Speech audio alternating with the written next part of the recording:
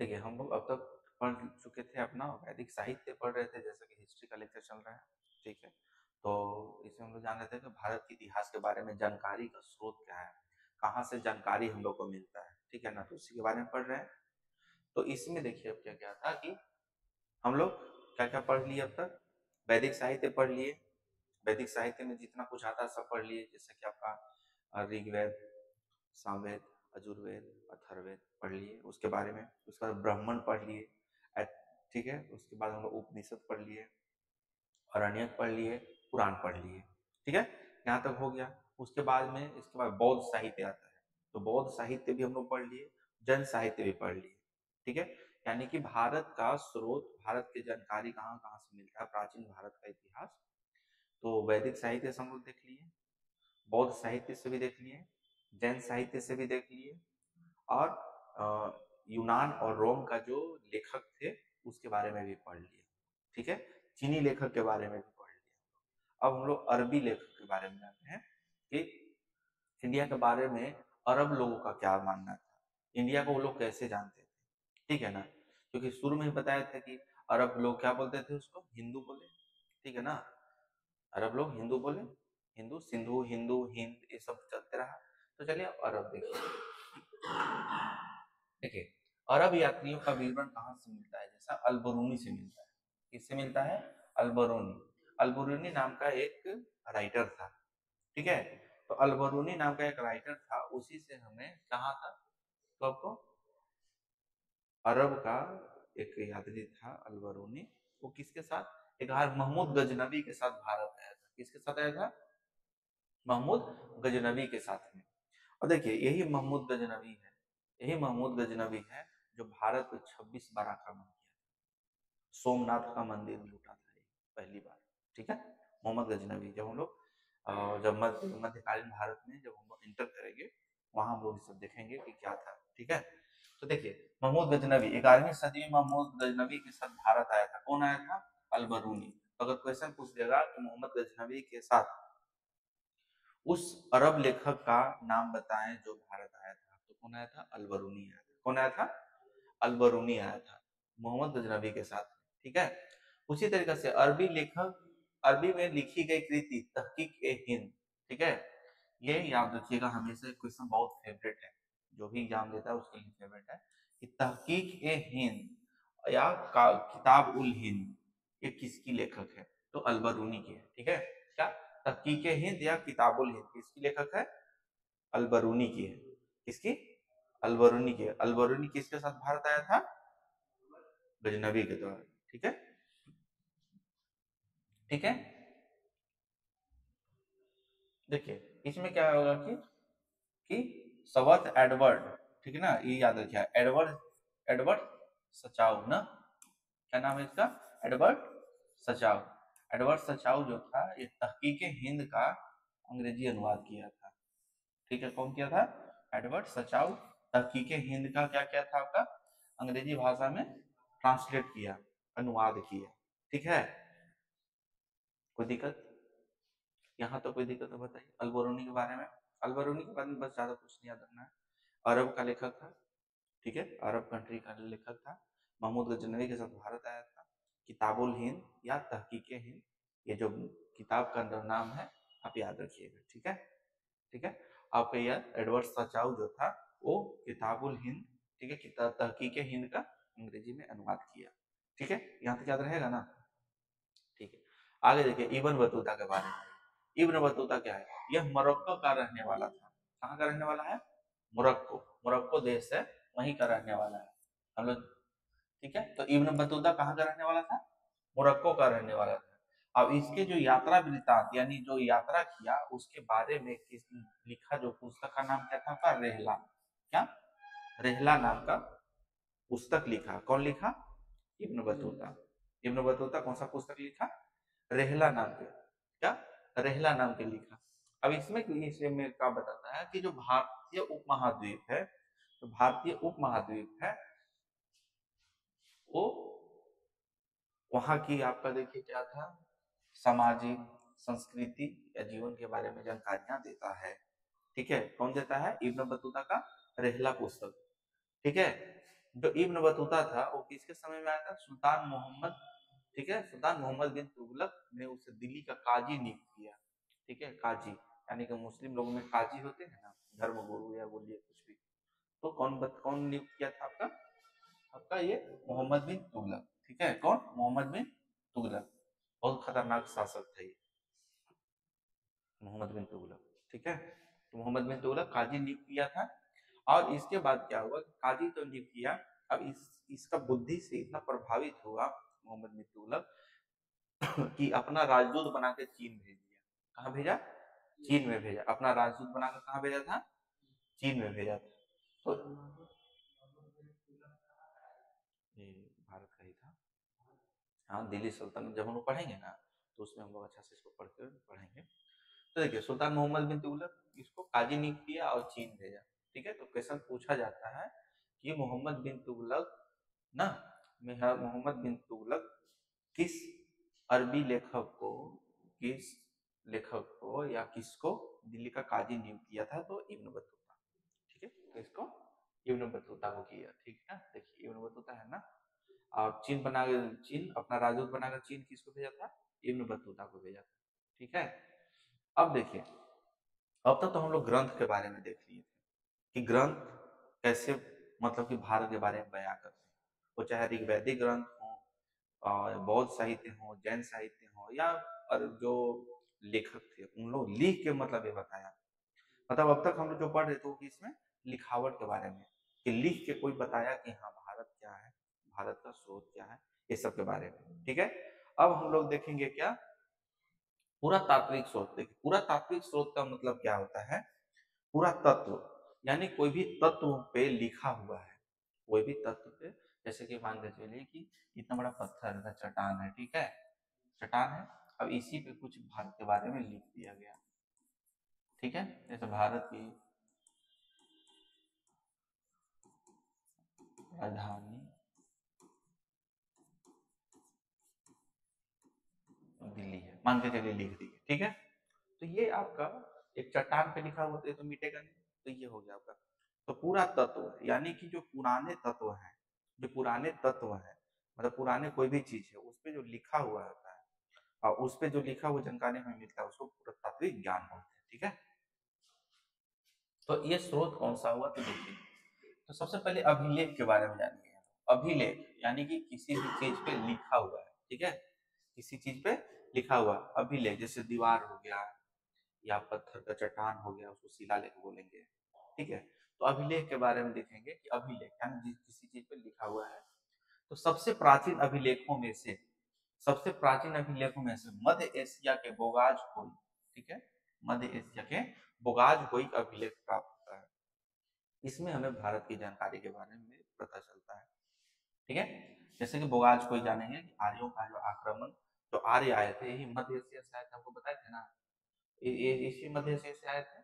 तो वहीं पे एक बोगाज कोई नाम का एक अभिलेख है, उससे प्राप्त होता है, ज्ञान प्राप्त होता है कि भारत नाम का कोई जगह भी है, और भारत में ऐसा कुछ है, ठीक है। यहाँ तो कोई दिक्कत, बोगाज कोई, ठीक है। देखिए, ईश्वर वैदिक देवता, देखिए वैदिक देवता आपको बताए थे कि वैदिक काल दो पार्ट में बटा था, आपका वैदिक काल और उत्तर वैदिक काल में, जिसमें वैदिक काल के जो देवता कौन कौन थे? मित्र थे, वरुण, इंद्र, नरसत्य, ठीक है, के नाम मिलते हैं किसपे? बोगाज कोई पे। तो अगर पूछ देगा कि बोगाज कोई पे निम्नलिखित में से किस देवता का उल्लेख, मतलब कि नाम मिलता है, उल्लेख मिलता है, तो आपका मित्र हो गया, अरुण हो गया, इंद्र हो गया, नरसत्य, ठीक है, ठीक है यहाँ तक, ठीक है। आगे बढ़ते हैं। देखिए, ऋग्वेद, इनसे ऋग्वेद की तिथि ज्ञात करने में मदद मिलती है, यानी कि बोगाज कोई जो है वो लिखाया। तो आपको जैसा बताया था कि ऋग्वेद का जो ऋग्वेद जो था वो 1500 ईसा पूर्व से लेकर आपका कितना था? 1000 ईसा पूर्व, ठीक है, या इसको 1100 ईसा पूर्व भी मानते हैं, ठीक है, ठीक है,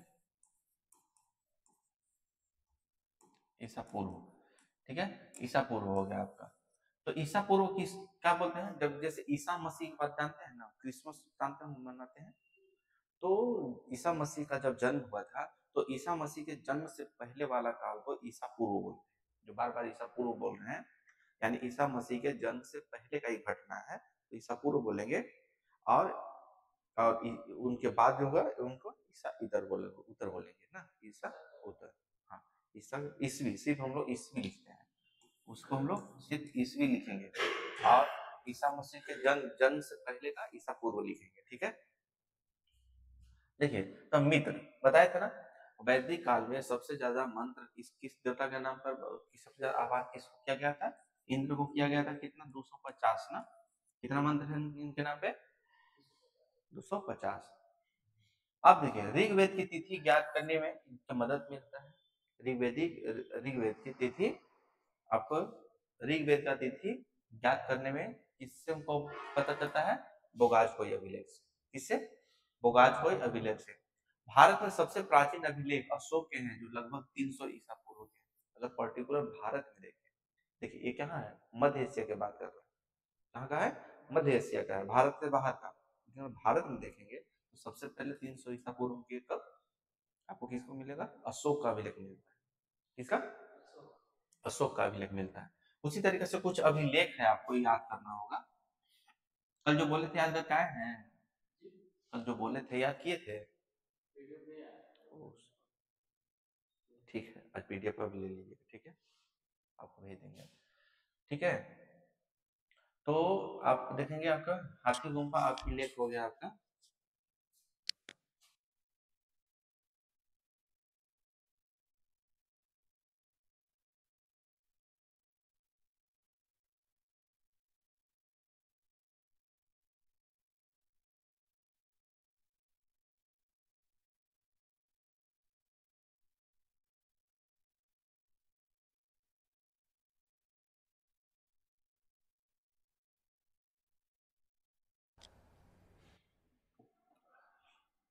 तो जो देखिए हाथी गुम्फा अभिलेख, हाथी गुम्फा अभिलेख वो क्या है? खारवेल का है। किसका है? हाथी गुम्फा अभिलेख कौन लिखवाया था? खारवेल। ठीक है ना। तो हाथी गुम्फा, इसमें कलिंग के चेदी शासक खारवेल शासन की घटनाओं का क्रमबद्ध उल्लेख है। ये आपको याद नहीं करना है। ठीक है, आपको इतना अलग से पढ़ लीजिएगा, लेकिन देखिए समझा देते हैं कि जैसे देखिए यहाँ पे मौर्य वंश हुए, गुप्त वंश हुआ। ठीक है, तो जितना भी यहाँ पे वंश होता था उनके बारे में विवरण हम लोग को मिलता है। उसी तरीके से उस समय तो पटना यानी कि मगध अलग था। ठीक है, आपका मगध अलग था, कौशल अलग था, अवंती अलग था, मतलब 16 महाजनपद थे। ठीक है, 16 महाजनपद। लेकिन आज का जो उड़ीसा वाला क्षेत्र है उसको कलिंग के नाम से जाना जाता था। कौन नाम से जाना जाता था? कलिंग के नाम से जाना जाता था। तो कलिंग का जो चेदी शासक जो होते थे ना, खारवेल, तो उन्हीं के बारे में जानकारी किसमें है? आपका हाथी गुम्फा अभिलेख में। अब इसको कौन लिखवाया था? खारवेल। कौन? तो हाथी गुम्फा अभिलेख किसका था? खारवेल का था, इतना याद रखिएगा। ठीक है, उसी तरीके से देखिए जूनागढ़ अभिलेख, जूनागढ़ अभिलेख जो था रुद्र दामन का था। इसको गिरनार अभिलेख भी बोलते हैं। ठीक है, तो जूनागढ़ अभिलेख किसका था? रुद्र दामन का था। किसका? रुद्र दामन का था। इसमें रुद्र दामन की विजय, व्यक्तित्व एवं कृतित्व का वर्णन मिलता है। मतलब कि आपका जो रुद्र दामन था वो कैसा आदमी था, कैसे आदमी था, उसके बारे में जानकारी मिलता है। किसमें? जूनागढ़ अभिलेख में। फिर आपका नासिक अभिलेख, नासिक अभिलेख किसका था? गौतम बालश्री। ठीक है, गौतम बालश्री, उसकी माता का नाम था बालश्री। ठीक है, इसलिए अपनी माता का नाम वो पीछे लगाता था। ठीक है, तो गौतमी पुत्र बालश्री इसको बोलते थे। गौतम बालश्री लिखा है, गौतमी पुत्र बालश्री। ठीक है, तो इसको बालश्री बोलते थे। इसमें क्या है? सतवाहन कालीन घटनाओं का वर्णन मिलता है। बोला जाता है कि जब मौर्य काल समाप्त हुआ था तो बहुत सारे राज्य बन गए थे, लेकिन सातवाहन जब आए तो फिर से एक अखंड अखंड भारत का निर्माण किए थे। ठीक है, तो दिक्कत यहाँ तक, यानी कि नासिक अभिलेख को इसका किसके द्वारा लिखा गया है? गौतमी बालश्री के द्वारा। किसके द्वारा? गौतमी बालश्री। जूनागढ़ अभिलेख रुद्रदामन के द्वारा। जूनागढ़ अभिलेख रुद्रदामन के द्वारा, नासिक अभिलेख गौतम बालश्री। ठीक है, उसी तरीके से प्रयाग स्तंभ लेख के बारे में जानते हैं हम लोग। प्रयाग स्तंभ जो अभिलेख है वो किसके द्वारा लिखा गया था? समुद्रगुप्त के द्वारा। प्रयाग जो अभी उत्तर प्रदेश जो है ना, इलाहाबाद। ठीक है, प्रयाग का इलाहाबाद था, इलाहाबाद। अगर इलाहाबाद भी प्रयाग लेख लिखा है ना, सब लेख, अगर इसको इलाहाबाद भी अगर लिख दे तो याद रखिएगा प्रयाग को ही इलाहाबाद बोलते हैं। ठीक है, तो प्रयाग अभिलेख किसका था? समुद्रगुप्त था। इसमें समुद्रगुप्त को भारत का नेपोलियन भी कहा जाता है, क्योंकि ये कोई भी युद्ध नहीं हारा था। ठीक है, कोई भी युद्ध नहीं हारा था, नेपोलियन ऐसा था भारत का। ठीक है, भारत का जो समुद्रगुप्त था एक भी युद्ध नहीं हारा था, इसीलिए इसका नाम क्या दिया गया? भारत का नेपोलियन। ठीक है, इसमें इसके विजय और नीतियों का उल्लेख है, उसका विजय कहाँ कहाँ किया, उसका नीति क्या था उसके बारे में। ठीक है, उसी तरह एहोल अभिलेख के बारे में देखिए। एहोल अभिलेख जो है वो पुलकेशिन द्वितीय के द्वारा लिखा गया था। एहोल अभिलेख किसके द्वारा लिखा गया? पुलकेशिन द्वितीय के द्वारा। इसमें हर्ष और पुलकेशिन के द्वितीय युद्ध के बारे में, यानी कि हर्षवर्धन और पुलकेशिन द्वितीय के युद्ध के बारे में विवरण है। अब इसी में पता चलता है, एहोल अभिलेख में ही पता चलता है कि जो पुलकेशिन द्वितीय हर्षवर्धन एक बहुत शक्तिशाली शासक था। ठीक है, उत्तर भारत में बहुत बहुत युद्ध लड़ा, बहुत जीता, लेकिन जब ये नर्मदा नदी को पार कर रहा था, वहां पे इसका युद्ध किससे हो जाता है? पुलकेशिन द्वितीय से। और जब पुलकेशिन द्वितीय इससे युद्ध होता है तो यहाँ पे हर्षवर्धन हार जाता है। ठीक है, मतलब कि सब बोलते हैं कि हर्षवर्धन नहीं हारता है, लेकिन इसी में पुलकेशिन द्वितीय का एहोल अभिलेख से पता चलता है कि यहाँ पे हर्षवर्धन की हार होती है, किसके द्वारा? पुलकेशिन द्वितीय के द्वारा। ठीक है, भीतरी स्तंभ अभिलेख किसके द्वारा लिखा गया था? स्कंदगुप्त के द्वारा। ठीक है, किसके द्वारा? स्कंदगुप्त के द्वारा।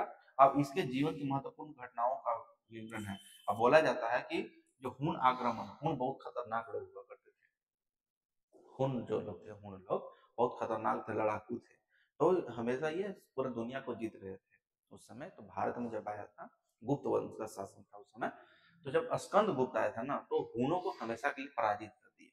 फिर उसके बाद हुन आक्रमण भारत में नहीं हुआ। तो अगर बोलेगा कि हुन आक्रमण को भारत में किसने समाप्त किया था? यही स्कंद गुप्त। ठीक है, तो भीतरी स्तंभ किसके द्वारा लिखा गया था? स्कंद गुप्त के द्वारा। किसके द्वारा? स्कंद गुप्त के द्वारा। उसी तरीके से मंदसौर अभिलेख किसके द्वारा लिखा गया था? मालवा नरेश यशोवर्धन के द्वारा। ठीक है, मंदसौर लेख किसको लिखा गया? मालवा नरेश यशो धर्मन के द्वारा लिखा गया। इसमें सैनिक उपलब्धि के बारे में जानकारी मिलता है कि सैनिक, ठीक है, यशो धर्मन जो था, उस सैनिक विजय कैसे करता उसके बारे में जानकारी मिलता है। देखिए, अभिलेखों का जो अध्ययन है, ये याद रखिएगा ना, पूछ देता है एपिग्राफी किसे कहते हैं। ठीक है, एपिग्राफी किसे कहते हैं? तो अभिलेखों का अध्ययन को हम लोग क्या बोलते हैं? एपिग्राफी बोलते हैं। ठीक है, तो अभिलेखों के अध्ययन को क्या बोलते हैं हम लोग? एपिग्राफी बोलते हैं। यहाँ तो कोई दिक्कत होगा? ठीक है, तो देखिए, यहाँ तक हम लोग अभिलेख के बारे में पढ़ रहे थे कि अभिलेख से भारत की जानकारी कैसे कैसे मिलता है। ठीक है, और अब हम लोग पढ़ेंगे सिक्का के बारे में। क्या चीज के बारे में पढ़ेंगे? सिक्का के बारे में, कि सिक्का मान के चलिए कि 10 पैसा 20 पैसा का जो सिक्का आता था, देखे हैं आप? 10 पैसा 20 पैसा कहाँ देखे थे? है घर पे 10 पैसा 20 पैसा, चवन्नी अठन्नी, ये सब देखे हैं? देखे हैं सब चवन्नी अठन्नी सब?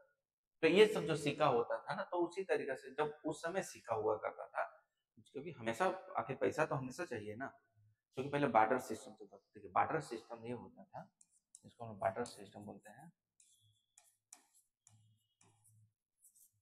बार्टर सिस्टम बोलते हैं। तो देखिए, बार्टर सिस्टम में क्या होता था कि मान के चलिए आपके पास कोई भी चावल है, ठीक है,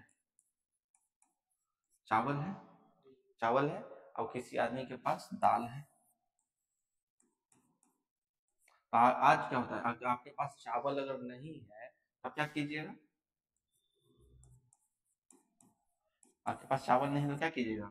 अभी जाइएगा दुकान से खरीद लीजिएगा। दाल नहीं है तो खरीद लीजिएगा। लेकिन पहले खरीदारी नहीं होता था, बार्टर सिस्टम चलता था, अदला बदली। यानी आपके पास चावल है, आप इसको दे दीजिए, और ये दाल आपको दे देगा। ठीक है, तो यानी कि एक दूसरे से एक्सचेंज हो गया, तो एक्सचेंज हो जाएगा तो उसको क्या बोलते हैं हम लोग? बार्टर सिस्टम बोलते हैं। क्या बोलते हैं? बार्टर सिस्टम बोलते हैं।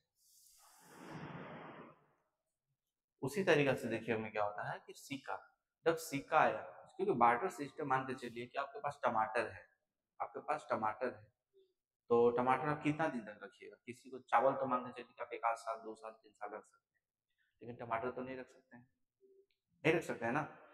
तो मान के चलिए कि टमाटर जब आप नहीं रख सकते हैं तो क्या चावल, जिसके पास चावल है वो टमाटर से एक्सचेंज करेगा? नहीं करेगा ना। टमाटर कितना दिन, मान के चलिए चावल आप 3 साल रख सकते हैं, टमाटर 3 साल रख सकते हैं? नहीं, तो कैसे, नहीं करेगा कोई। तो बहुत सारा इसमें समस्या आता था। तो जब समस्या आया तब क्या हुआ कि सिक्का निकला, आहत सिक्का। मतलब एक धातु, धातु लोहा, तांबा, चांदी, सोना धातु हुआ, और उस पर क्या हुआ, ठप्पा लगा दिया गया, ठप्पा लगा दिया, तो उसको आहत सिक्का बोले। तो सिक्का, आहत सिक्का, ठीक है। मान के चलिए कोई धातु इतना बड़ा है, अब इस पे एक मुहर लग गया, इस पे, ठीक है, इस पे मुहर लगा, विजन गुरु गुरुकुल विजन अकेडमी का मुहर लग गया। तब क्या होगा, ये सिक्का का मान्यता हो गई कि नहीं, ठीक है, अब सिक्का चलेगा, ये कहीं भी जाइएगा ये सिक्का दीजिए, उसके बदले में आपको सामान मिल जाएगा। तो सिक्का मिला। तो देखिए प्राचीनतम सिक्के को आहत सिक्के बोलते हैं। आहत सिक्का का कौन क्या हुआ, पता चला ना, एक धातु का बना दिए और उस पर कोई एक मोहर लगा दी, मोहर मार दिए, तो सिक्का में कुछ छप गया, तो छप गया तो उसी को हम क्या बोलेंगे, आहत सिक्का। आहत, आहत मतलब चोट लगाना, आहत होता है ना, हाँ, तो वही हो गया आपका। फिर आहत सिक्के या पंचमार्क सिक्के, पंचमार्क यानी कि उसको पंच मार दिए, पंच मार दिए, आहत सिक्के या उसपे मारे तो मुहर मार, तो पंच मारे ना, ठीक है, नहीं बोलता कि किसी को पंच मारो, मारता है ना, मारे किसी को, नहीं मारे हैं, चलिए अच्छा है, लड़ाई नहीं करना चाहिए, ठीक है। तो पंचमार्क सिक्के होते हैं, ईसा पूर्व 5वीं सदी के हैं, तो हम लोग को वहां से पंचमार्क सिक्का भी मिला है आपको, ठीक है। ठप्पा मारकर ना, देखिए ठप्पा मारकर बनाए जाने के कारण ही भारतीय भाषाओं में इसको आहत मुद्रा बोला गया। बताइए, मुहर मारा, ठप्पा मारा, उसी से वो आहत सिक्का हो गया। वो ठप्पा या है, वो ठप्पा है ना। पंचमार्ग या आहत सिक्के पर क्या चीज का पेड़ हो, कम मछली, सांड, हाथी, अर्धचंद्राकार चिन्ह बनाए जाते थे, ठीक है। ये सब चिन्ह बना हुआ रहता था, ये सब चिन्ह बना हुआ रहता था। उसी तरीके से भारत के पश्चिमोत्तर भाग में, पश्चिमोत्तर भाग भारत का, जब आपको जब भी पश्चिमोत्तर भाग बोले तो आपको याद हो जाना चाहिए, मैं बार बार इसीलिए आपको बताते हैं, ठीक है। ये आपका देखिए, ये वाला जो ये एरिया है ना, ये वाला एरिया यानी राजस्थान का जो एरिया इधर में है, ठीक है, उसको हम लोग क्या बोलते हैं, पश्चिम उत्तर भारत बोलते हैं। पश्चिम उत्तर, मान के चलिए कि डायरेक्शन चार्ट होता है ना, होता है, यानी कि ये हो गया ईस्ट, वेस्ट, नॉर्थ, साउथ, ठीक है। ई आ गया तो नॉर्थ ईस्ट हो गया, यानी कि उत्तर पूर्व हो गया। इसको बोल देंगे हम, यहाँ यहाँ से हम लोग इसको ले लिए, ये कौन सा हो गया आपका,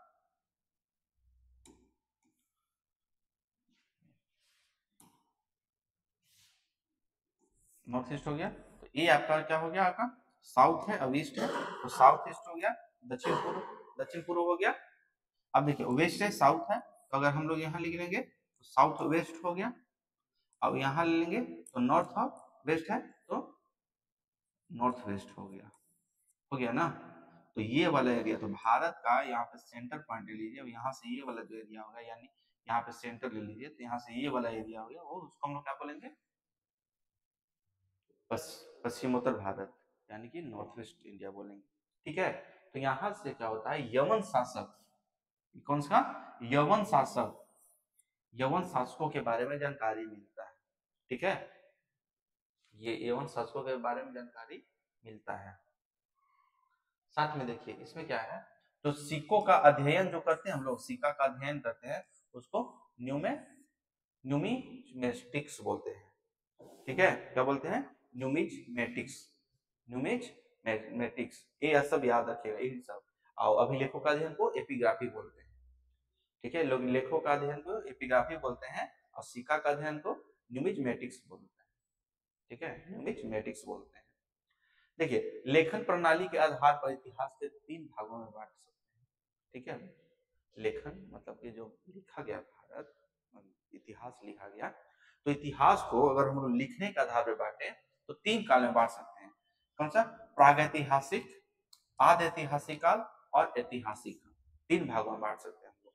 कौन कौन, प्रागैतिहासिक, आद ऐतिहासिक और ऐतिहासिक काल, ठीक है। देखिए प्रागैतिहासिक काल क्या होता है, इसको पढ़िए।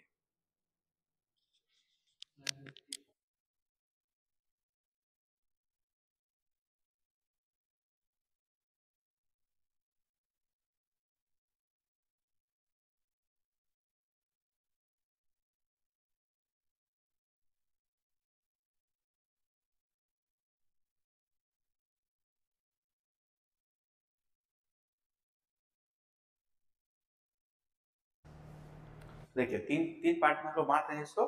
कौन कौन? प्रागैतिहासिक काल, आद ऐतिहासिक काल और ऐतिहासिक काल। तीन पार्ट में बांटे हैं ना। तो जब तीन पार्ट में बांटे हैं तो प्रागैतिहासिक किसको बोलते हैं? इस प्रागैतिहासिक काल जो होता था उसमें पूरा तात्विक स्रोत, जैसे कि पुरातात्विक स्रोत, जैसे कि हम लोग देखें आपका अभिलेख देखें, अभिलेख देखें, सिक्का देखें, तो सिक्का पे पेड़ है, पौधा है, मछली का है, अर्धचंद्राकार है, इस सब है। इसमें कुछ लिखा हुआ नहीं, और लिखा हुआ भी है तो हम लोग पढ़ नहीं सकते हैं, जो एकदम पढ़ा नहीं जा सके। ठीक है। तथा जिस काल में कोई लिपि का विकास नहीं होता था, मान के चलिए कि आज जो हम लोग ये सब लिख रहे हैं तो हम लोग देवनागरी लिपि से लिख रहे हैं। कौन सा लिपि है आपका? देवनागरी लिपि है। जो आज हम लोग जो भी लिख रहे हैं, पढ़ रहे हैं, वो कौन सा लिपि है? देवनागरी लिपि है। और जब इस देवनागरी लिपि है तभी तो हम लोग लिख सकते, पढ़ रहे हैं ना। लेकिन जब लिपि का विकास ही नहीं होगा, जब लिपि रहेगा ही नहीं, तो क्या हम लोग उसको पढ़ सकते हैं कोई चीज को? नहीं ना, हम लोग नहीं पढ़ सकते हैं। तो जब आप प्रागैतिहासिक काल, जैसे प्राग लग जाए, प्राग प्राग, तो समझिएगा कि लिखा हुआ नहीं है, मतलब कुछ भी लिखा हुआ नहीं है। ठीक है। इसके बाद आद ऐतिहासिक काल। ठीक है। आद ऐतिहासिक काल जो होता है उसको हम लोग क्या करते हैं कि लिखा हुआ तो है, लिपि भी है, लेकिन हम लोग उसको पढ़ नहीं सकते हैं। ठीक है। प्राग में क्या हुआ? लिखने का विकास ही नहीं हुआ है, लिखने का विकास ही नहीं हुआ, जैसे आदि मानव रहते थे। ठीक है। आद ऐतिहासिक में क्या हो गया कि लिखा हुआ तो है लेकिन पढ़ नहीं सकते हैं। मान के चलिए कि कुछ भी, मान के चलिए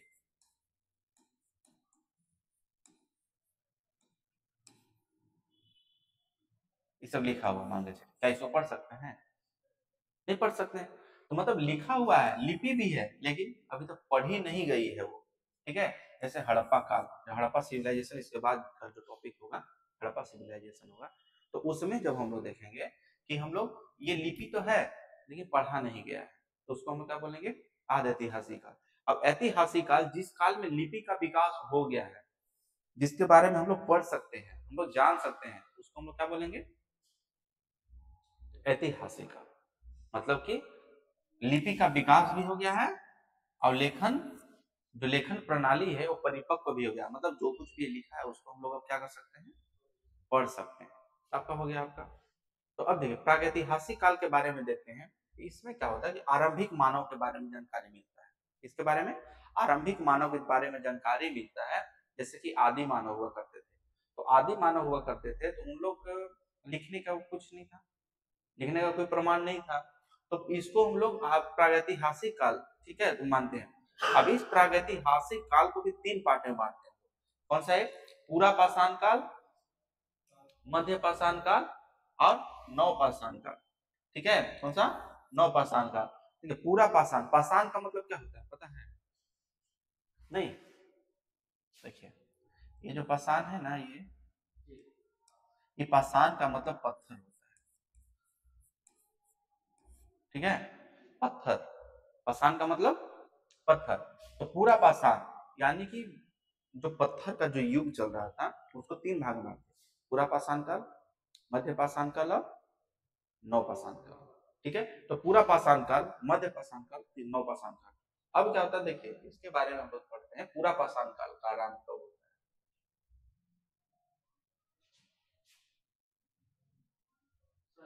हाँ। देखिए देवनागरी लिपि, जैसे भारत में पहले संस्कृत लिखाता था ना, संस्कृत, तो उसी तरीके से बहुत सारा, ठीक है, उसी तरीके से बहुत सारा मतलब वो आया, उसमें तरह तरह के भाषा, जो आज हम लोग जो भाषा बोलते हैं वो भाषा पहले नहीं था।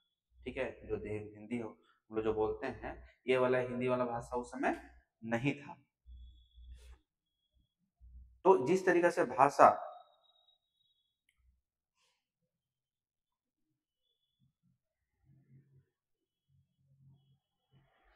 ठीक है, तो भाषा का जब विकास होता है तो तरह तरह के भाषा हमेशा कुछ कुछ साल पर ये हमेशा मतलब कि बोलते जाता है। ठीक है, बोला जाता था, बदलते समय के साथ उसमें चेंजेज होते चला गया। ठीक है। तो चेंजेस जब होते चला जाएगा, तो उसी के रूप में जब हम लोग का हिंदी आया, तो हिंदी जो हम लोग बोलते हैं, संस्कृत बोलते हैं, उसकी जो लिपि है, लिखने का जो कला है, उसको देवनागरी बोलते हैं। ठीक है। देखिए उसी तरीके से क्या होगा, पूरा पाषाण काल के बारे में भी जानते हैं। तो जब जब से आदमी बना आदमी बना उस समय से लेके 10,000 ईसा पूर्व तक का जो कालखंड था, उसको हम लोग क्या बोलते हैं, पूरा पाषाण काल। क्या बोलते हैं, पूरा पाषाण काल बोलते हैं। ठीक है। उसी तरीका से आग का, देखिए पूरा पाषाण काल में क्या क्या होता है उसके बारे में जानिए, ज्यादा यहाँ से क्वेश्चन नहीं पूछता है। बस आग का आविष्कार हुआ। क्या हुआ था, आग का आविष्कार। मान के चलिए कि आदि मानव थे, उन लोग को ठंडा लगता होगा ना, सब कुछ होता होगा। तो मान के चलिए कि वो लोग किसी, पहले क्या था, पहले वो लोग किसी जानवर को मारा, और जब जानवर को मारता है तो पत्थर उठा के मारा होगा या कुछ भी। तो मान के चलिए कि दो पत्थर आपस आपस में टकराता है तो चिंगारी फेंकता है ना, फेंकता है ना। तो उन लोग को दिखा, हो सकता है कि कहीं पुआल होगा या गर्मी का टाइम होगा, उन लोग पत्थर चलाया होगा, पत्थर चलाया हो, चिंगारी निकला होगा, वहां से आग लग गया होगा। ठीक है। तो आग लग गया होगा तो हो सकता है कि उन लोग को आग का आविष्कार हुआ कि जब दो पत्थर को टकराते हैं उसमें से आग निकलता है, और इसी आग से हम लोग अपना रक्षा कर सकते हैं। ठीक है, क्योंकि जानवर आग से भागता है ना। ठीक है। उसी तरीका से जब आप देखेंगे कि आग का जब आविष्कार हुआ होगा, तो कभी कभी जंगल में आग लगता है, लगता है ना जंगल में आग। तो जब जंगल में आग लगता है तो उसमें जानवर होंगे, जानवर आग में जल के मर जाते होंगे। तो बताइए कि कच्चा मीट खाने में अच्छा लगता है कि पकाया हुआ मीट, पका हुआ मीट। तो पका हुआ मीट उन लोग खाया होगा तो अच्छा लगा होगा, क्योंकि पहले वो लोग क्या, जानवर को मारते थे और कच्चा खाते थे, तो उससे ज्यादा टेस्टी वो लगा होगा। तो उन लोगों को पता चला अच्छा आग का ये भी है। ठीक है, कोई दिक्कत यहाँ तक। तो सबसे पहले पूरा पाषाण काल में आग का आविष्कार हुआ। होमोसेपियंस यानी ज्ञानी मानव का उदय हुआ। जो हम लोग जो हैं होमोसेपियंस सेपियंस हैं, लेकिन सबसे पहले ज्ञानी मानव का जो उद्भव हुआ था, आपका यहीं पे हुआ था। ठीक है, पूरा पाषाण काल में ही उदय हुआ था। कहाँ, पूरा पाषाण काल में ही उदय हुआ था। उसी तरीके से पूरा पाषाण कालीन भीमबेटका, भीमबेटका जो रायसीना मध्य प्रदेश में एक जगह है रायसीना, वहीं पे भीमबेटका का एक गुफा है, तो पहाड़ है। उस पहाड़ में अंदर गुफा में घुसे हैं कभी, पहाड़ में गए हैं, पहाड़ में अंदर गुफा देखे हैं, गुफा देखे होंगे ना। तो बड़ा सा गुफा है उसमें, भीमबेटका बहुत बड़ा गुफा है। वो कहाँ पे है, आपका रायसेना मध्य प्रदेश में। भीमबेटका में जब जाइएगा तो वहाँ पे बहुत टाइप से, बहुत तरीका का या ये आपको मिलेगा। वहाँ पे चित्र मिला बना, शिकारी का चित्र, हिरण को मारते हुए का चित्र। ठीक है, तो ये सब चित्र आपको मिलता है वहाँ, कहाँ मिलता है, भीमबेटका में। तो उससे पता चलता है कि पूरा पाषाण काल का ये तत्व है। यहाँ तक कोई दिक्कत। देखिए अब भीमबेटका के बारे में जान जाते हैं कि भीमबेटका क्या है। देखिए भीमबेटका जो है ना, का भीम बैठका, यानी कि भीम, अर्जुन, भीम नकुल सहदेव महाभारत वाले जाते हैं ना, तो यहाँ पे भीम जी जाकर बैठा करते थे, इसीलिए इसका नाम पड़ गया भीमबेटका, मतलब जैसा नाम मतलब पकड़ता है। ठीक है, तो ये क्या है, आपका पूरा पाषाणी आवासीय स्थल, आवास मतलब जम्मू रहने का जगह होता है। ठीक है, तो बस आप लोग ये इतना रखना है कि भीमबेटका कहाँ है, मध्य प्रदेश में। भीमबेटका कहाँ है, मध्य प्रदेश में। ठीक है। आग का आविष्कार कब हुआ था, पूरा पाषाण काल में। आग का आविष्कार कब हुआ था, पूरा पाषाण काल में। ठीक है। उसी तरीके से आदि मानव द्वारा बनाए गए शैल चित्रों एवं शैलासनों का प्रसिद्धि मिलता है। बताया ना कि चट्टान है, चट्टान है, तो मान के चलिए कोई भी आदमी जब बैठा रहता है तो कुछ ना कुछ उसके दिमाग में चलते रहता है। आज मोबाइल आ गया तब ना आप गाना सुन है, तो रील्स देख रहे हैं, मोबाइल देख रहे हैं, गाना सुन रहे हैं, यही ना। लेकिन जब नहीं हुआ करता था तो मान के चलिए कि यहाँ पे आदमी बैठा हुआ है, ऐसे यहाँ पे एक चित्र बना दिया, आदमी का बना दिया। ठीक है, उसी तरीके से मान के चलिए ये कुछ इस तरीके से, इस तरह के ऐसे जानवर बना दिया। ठीक है, उसी तरीके से कुछ जानवर बना दिया, मान के चलिए यहाँ पे कुछ भी, मतलब बतख या कुछ भी बना दिया मान के चलिए। ठीक है, उसी तरीके से कुछ भी, मतलब मान के चलिए शेर का, मतलब कुछ ना कुछ बना दिया, तो उसी को हम लोग क्या बोलते हैं, शैल चित्र, यानी कि सेल, सेल का मतलब ही चट्टान होता है, तो चट्टानों पे जो चित्र बना है उसी को हम लोग क्या बोलेंगे, सेल चित्र। ठीक है। और शैलाश्रय मतलब शैलाश्रय, आश्रय का मतलब रहने का जगह होता है, तो सेल है, बहुत बड़ा चट्टान है, चट्टान के नीचे गुफा है, तो गुफा रहने का होगा शैलाश्रय होगा। ठीक है। इन चित्रों को पूरा पाषाण काल से मध्य पाषाण काल के बीच में का समय माना जाता है, यानी कि जो भीमबेटका से जो शैल चित्र मिल रहे हैं उस चित्र के बारे में बताया जाता है कि पूरा पाषाण काल से मध्य पाषाण काल का जो बीच का जो समय था उसी समय में ये बना होगा। ठीक है। ये चित्र भारतीय उपमहाद्वीप में मानव जीवन का प्राचीनतम चिन्ह है, मतलब भीमबेटका से ही पता चलता है कि आदि मानव हमारे देश में कब से रहते थे। ठीक है, कोई दिक्कत? हाँ, यह मध्य प्रदेश के रायसेना जिला में अवस्थित है, ये सब याद रखिएगा। ठीक है, मध्य प्रदेश के रायसेना जिले में, ठीक है, रायसेना जिला में है। अब इसका खोज कब हुआ था? देखिए 1957-58 में। कब हुआ था? 1957-58 में हुआ था। कौन किए थे ये याद रखिए, डॉक्टर विष्णु श्रीधर वाकनकर ने किया था। ठीक है, वाकनकर। ठीक है, डॉक्टर विष्णु श्रीधर वाकनकर के द्वारा किया गया था। किसके द्वारा? डॉक्टर विष्णु श्रीधर वाकनकर के द्वारा किया गया था। कब किया गया था? 1957-58 में। कब किया गया था? हाँ, 1957-58 में। भीमबेटका क्षेत्र को भारतीय पुरातत्व का भोपाल मंडल में अगस्त 1990 में राष्ट्रीय महत्व घोषित किया गया था। याद रखिएगा कि मतलब इतना महत्वपूर्ण हो गया ये जगह, इसको राष्ट्रीय महत्व का स्थल घोषित किया गया था। क्या? राष्ट्रीय महत्व का स्थल घोषित किया गया था। किसके द्वारा? भारतीय पुरा सर्वेक्षण। ये नहीं पूछेगा आपको, बस इतना पूछेगा कि भीमबेटका को राष्ट्रीय महत्व का स्थल कब घोषित किया गया था? तो 1990 में। कब? 1990 में। देखिए अब क्या है कि जुलाई 2023 में यूनेस्को ने इसको विश्व धरोहर, अब देखिए यूनेस्को जो है ना, यूनेस्को के बारे में जब हम पढ़ाएंगे वहां पढ़ाएंगे।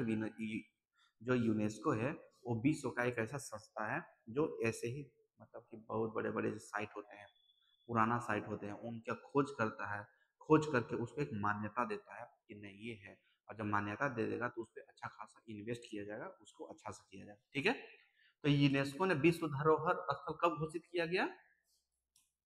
2003 में। और आपका राष्ट्रीय धरोहर कब घोषित किया गया था? 1990। 1990 ना, 2090 कहाँ से आएगा अभी?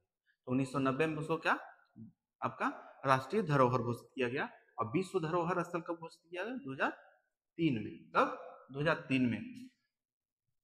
भारत में मनुष्य संबंधी सबसे पहला प्रमाण नर्मदा घाटी में मिलता है। कहाँ मिलता है?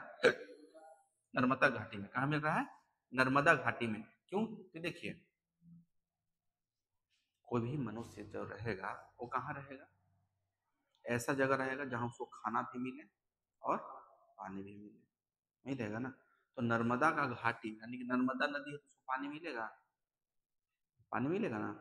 वहीं पे आपका विंध्या पर्वत है, विंध्या पर्वत है, वहीं पे भीमबेटका आगे चल जाएगा रायसेना में, तो उसी के आसपास एरिया में आदि मानव मिलेंगे। तो सबसे पहले आदि मानव का उल्लेख कहाँ मिलता है? आपका नर्मदा घाटी में। ठीक है, कोई दिक्कत यहाँ पे? देखिए भारतीय नागरिक सेवा के अधिकारी जो रिजले थे ना, प्रथम व्यक्ति जिन्होंने प्रथम बार वैज्ञानिक आधार पर भारत की जनसंख्या का प्रजाति विभेदीकरण किया। ठीक है, कौन थे? रिजले। रिजले थे, वो पहली बार बोला कि जाति का विभेदीकरण कैसे किया, जाति का विभेदीकरण कैसे किया गया था। बताए थे ना, ब्राह्मण क्षत्रिय वैश्य शूद्र विभाजित हुआ था, लेकिन वो तो वर्ण व्यवस्था पर, सामाजिक स्थिति पर किया गया था। ठीक है, लेकिन रिजले थे इसको विभेदीकरण वैज्ञानिक वैज्ञानिक स्तर पे ये किए। ठीक है, आगे बढ़े। देखिए अब आते हैं मध्य पाषाण काल में आते हैं। तो मध्य पाषाण काल में आपका क्या बोला जा रहा है? मध्य पाषाण काल में आपका 9000 ईसा पूर्व से 4000 ईसा पूर्व तक ये चल रहा है। कब से कब चल रहा है? हाँ, 9000 ईसा पूर्व से, हाँ 9000 ईसा पूर्व से 4000 ईसा तक आपका मध्य पाषाण काल आपका शुरू होता है। तो मध्य पाषाण काल पत्थरों से बने छोटे निर्मित औजार, ठीक है। माइक्रोलिथिक, माइक्रोलिथिक मतलब क्या होता है कि पत्थर से, लिथिक मतलब वही होता है पत्थर वाला पत्थर, तो लिथिक, ठीक है ना। तो माइक्रोलिथ उपयोग किया जाता था। मान के चलिए कि इसमें तो आपका देख लीजिए आग का खोज हो गया, बड़ा बड़ा पत्थर है, तो मान के चलिए कोई जानवर आया तो क्या आप बड़ा पत्थर उठा कर मार सकते हैं? नहीं, तब तो आपको खा जाएगा। तो बड़ा पत्थर उठाया होगा, फिर छोटा पत्थर उठाया होगा, फिर छोटा, फिर छोटा, ठीक है।